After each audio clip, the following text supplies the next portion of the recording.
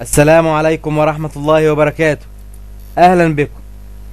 إن شاء الله هذه الحلقة هتكون بعنوان من تلفيقات متى في نسب يسوع. وفي الحقيقة إن متى من أكثر كتبة الأناجيل تخبطا وكذبا وتدليسا وتلفيقا وتناقضا مع العهد القديم. فنجد أن متى في بعض النصوص الكثيرة يلفق في نبوءات وأحداث ويشيل أسماء ويحط أسماء ليخدم فكره الذي كتب به الإنجيل. ولكن في بعض النصوص نجد تناقضات وأكاذيب وتخبطات نتيجة أنه يكتب من رأسه ولا دور لوحي ولا لإلهام كما تقول النصارى.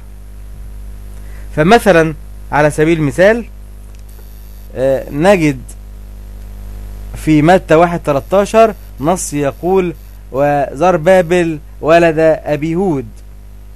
وزربابل ولد أبيهود، يعني في واحد اسمه زربابل ولد أبيهود، وفي واحد اسمه أبيهود أبوه اسمه زربابل.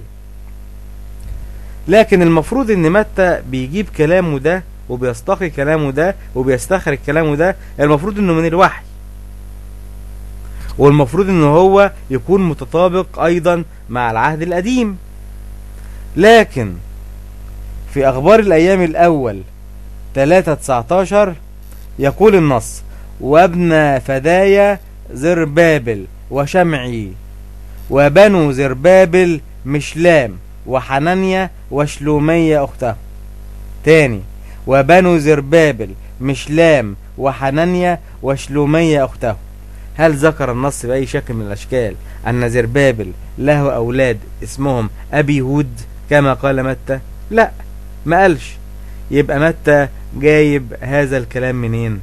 يبقى لأن متى بيتخبط، ولأنه لا يكتب بدعوة من وحي قدس أو بدعوة إلهام كما تقول النصارى. فنجد أن كثير جدا من التناقضات والاختلافات والأكاذيب والتدليس الذي يظهر في إنجيل متى.